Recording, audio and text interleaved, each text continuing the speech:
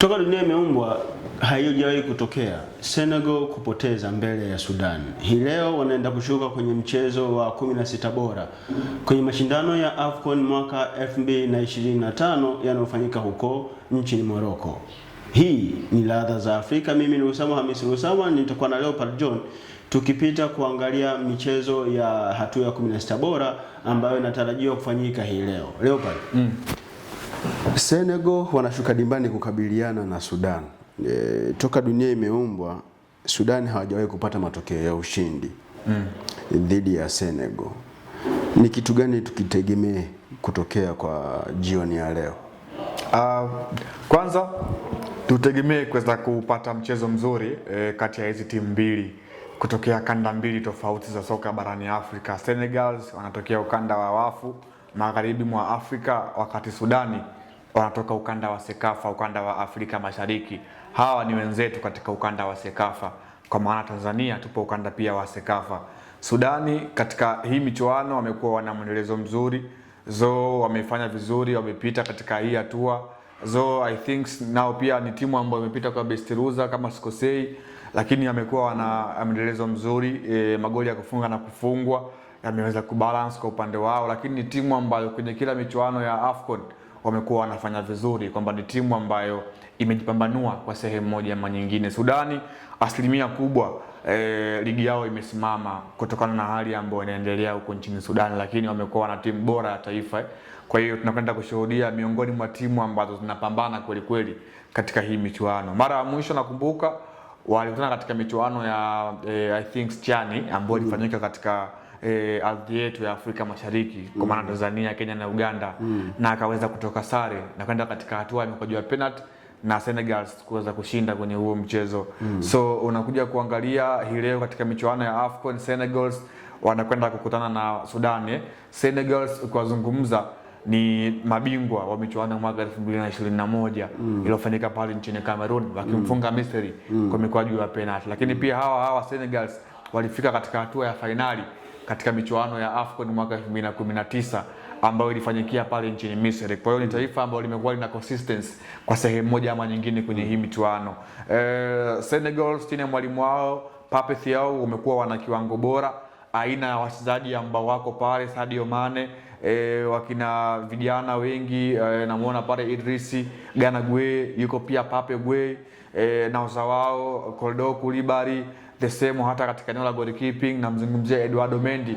Ni timu ambayo imekuwa ina wachezaji ambao kwa sehemu wana daraja la juu na wana experience. Pape Sarr yuko pale kwenye kikosi.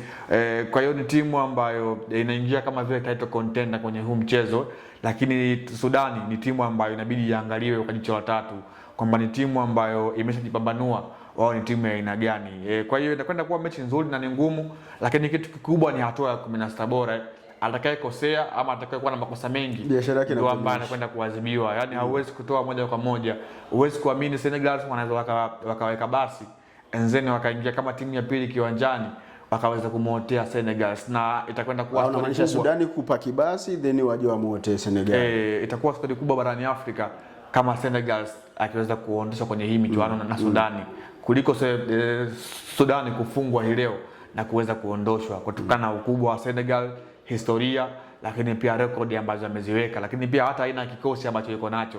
Senegal anapewa upato mkubwa sana hii leo kuweza kuibuka na ushindi, lakini kwa ujumla mechi ni ngumu, mechi ni ambayo inakwenda kuwa hadhi ya michuano ya AFCON. Baadhi ya watu wameanza kumkosoa Sadio Mane kwamba hajawa na msimu mzuri kwa kiwango cha kufikia hatua kusema hakustahili wala kuwepo kwenye kile kikosi bora cha hatua ya makundi ambacho kimetangazwa na shirikisho la soka barani Afrika CAF.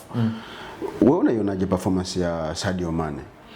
Of course Sadio Mane ni mchezaji ambaye bora wake umeonekana, ni mchezaji ambaye amezilisha ni mchezaji wa aina gani. Kwenye mchezo mgumu dhidi ya Kongo aliweza kufunga bao.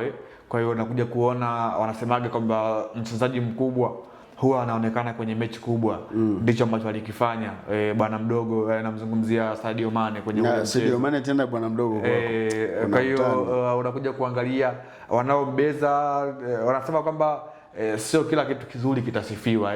kuna baadhi vitu vingine watu watakuwa wanazungumza kwa emotion zao, lakini pia kwa mawazo yao wenyewe, lakini binafsi yangu siamini kwamba Sadio Mane anaweza kuzungumza vibaya, kwa maana bado amesaidia pia timu yake kutinga hatua muhimu ya 16 bora. Ni kitu muhimu. Yeye kama mchezaji nauza namba 2 kwenye timu ya taifa ya Senegal, kuna kitu ambacho anakiimprove kwenye timu. Unaangalia eneo ambalo Senegal wako bora ni katika eneo la pembeni, eneo moja ambalo yeye mwenyewe pia yupo. So watu ambao wanamjaji huenda wakawa wanamjaji kwenye yengo nyingine tofauti ya kile ambacho anakifanya kwenye michuano ya AFCON, lakini mchezaji ambaye ana record by the way, lakini pia ni mchezaji ambaye atakumbukwa sana katika timu ya taifa ya Senegal kwa maana mpaka kile ambacho ameshakifanya. Yeye ambaye ana magoli 52 akiwa na timu ya taifa ya Senegal.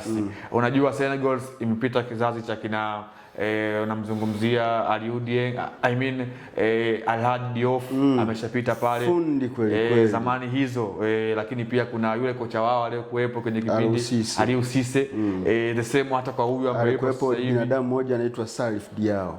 Hao wote Sadio Mane naye pia ameingia kwenye records zao, Pape Bouba Diop. So wachezaji wengi sana. Kwa hiyo Mane naye pia ameingia kwenye hizo records za hao legend wa Senegal. Kwa hiyo ni mchezaji ambaye bado analeni kwa Senegal, kwa maana Senegal ni timu ambayo wakati michuano inaanza tulikuwa tunaiwaza kwamba huenda akawa hata mabingwa pia. Kwa hiyo nao pia ni majani kwenye hii michuano. Ya nafasi ipo kwa maana ipo katika hatua ya 16 bora kwa maana hatua ya mtoano. Nafasi ambayo na sisi tupo. Sasa twende kwenye mechi nyingine ambayo itachezwa wakati sisi tunaikaribia kesho. Mechi ambayo nina uhakika itaanza leo itamalizika kesho. Yeah, of course. Kwa hiyo kwa batanda extra time anyway, twende tutaona, lakini naona hicho kitu kinaweza kikatokea. Mchezo kati ya Mali na Tunisia. Kwanza ni mchezo wa aina gani hasa tukiwazungumzia Tunisia ambao tulikuwa nao kundi moja? Yeah, of course ni mchezo mgumu. Yaani moja kati ya mechi ambayo hii leo wapenzi wa soka wataki kuiacha kuitazama ni Mali dhidi ya Tunisia. Ni mechi ambayo falsafa za hizi timu mbili ni tofauti. Ni miongoni mwa timu ambazo kiuchezaji zinatofautiana. Unapozungumzia Mali utazungumzia timu ambayo wao falsafa yao ni kucheza mpira huku wakiwa wanatembea, watapiga pasi nyingi kiwanjani huku wakiwa wanatembea.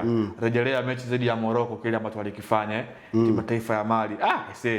Walicheza mpira mzuri kweli kweli. Wana uwezo mzuri wa kukimbia. Lassine Sinayoko mshambuliaji huyu, though kwa taarifa mbaya kwamba watamkosa kiungo wao leo ambaye alikadinye kafu, wametangaza kwamba amepata kadi nyekundu, jina lake limenitoka, lakini leo watamkosa mchezaji wao muhimu. Kwa hiyo wanaingia kwenye huu mchezo Mali wakiwa wana hiyo falsafa. Then kwa Tunisia wao tunafahamu timu za Afrika ya Kaskazini wao wamekuwa wana ubora kiasi gani. Muda mwingi wao watakuwa wanakimbia and then wakiwa wanategemea mawinga, na tumeona Tunisia jinsi gani mawinga wao walivyokuwa wana hatari. Eneo la pembeni yupo Ismail nyota ambaye alitufunga kwenye mkwaju wa penalty, lakini pia katika eneo la midfield wana mtu kama vile Sassi and then wana mtu kama vile Benabol, Ahmad Majid. Hawa ndio silaha kubwa katika timu taifa ya Tunisia. Kwa hiyo ni mechi ambayo tunakwenda kuangalia falsafa za walimu wawili ambao kwenye kiuchezaji wanatofautiana kwa asilimia kubwa. So inakwenda kuwa ni mechi nzuri ambayo tunakwenda kutazama, lakini mechi ya leo itakumbushwa katika michuano ya mwaka 2021 pale nchini Cameroon. Katika hatua ya makundi wameshawahi kukutana na mchezo wao ukaisha kwa Mali kuibuka na ushindi bao 1-0, huku Mali walikuwa wako pungufu. Walikuwa mchezaji wao mmoja amepewa kadi nyekundu, na kwenye huo mchezo tukio kubwa ambalo linakumbukwa ni la muamuzi kutoka Zambia, na namzungumzia Jansi Kazwe ambaye alipuliza kipenga kabla ya dakika zenyewe kukamilika. Alipuliza kipenga dakika 85 na baadaye dakika 89 wakamuongezea dakika 80, ilikuwa 87. No, ilikuwa 89. Akapiga tena. Akamaliza mchezo kwao na kuzua ghasia katika benchi la ufundi la Tunisia wakati huo. Kwa hiyo ni mechi ambayo inakwenda kurejelewa tena katika michuano ya AFCON huko nchini Morocco. Lakini isipokuwa bahati pia msimu uliopita wa michuano ya AFCON pale nchini Ivory Coast pia waliweza kukutana katika hatua ya makundi na mchezo ukaisha kwa Tunisia kuweza kuibuka na ushindi wa 1-0. Kwa hiyo ni timu ambazo zimekuwa zina uwiano mzuri katika michuano ya AFCON. Wamekuwa wana bahati ama kismati cha kukutana. Kwa hiyo ni mechi nzuri ambayo tunakwenda kuitazama hii leo. Na don't skip to watch this match. Kwa hiyo mpenzi wa soka ambaye unapenda burudani kali, kutoka kwa michuano ya AFCON. Lakini nikwambie tu updates zote za michuano ya AFCON zitakujia hapa kupitia Ladha za Afrika ndani ya Noli TV. Ladha za Afrika. Leopard John amesema don't skip to watch this game kati ya Mali na Tunisia. Mimi ni Usama Hamisi Rusama, nilikuwa na Leopard John. Tukutane tena ladha zingine za Afrika ambazo zitakujia kukuchambulia kwa kina juu ya kile ambacho kitakuwa kinaendelea kwenye mashindano ya AFCON huko nchini Morocco. Mashindano ya AFCON 2025 though tuko 2026.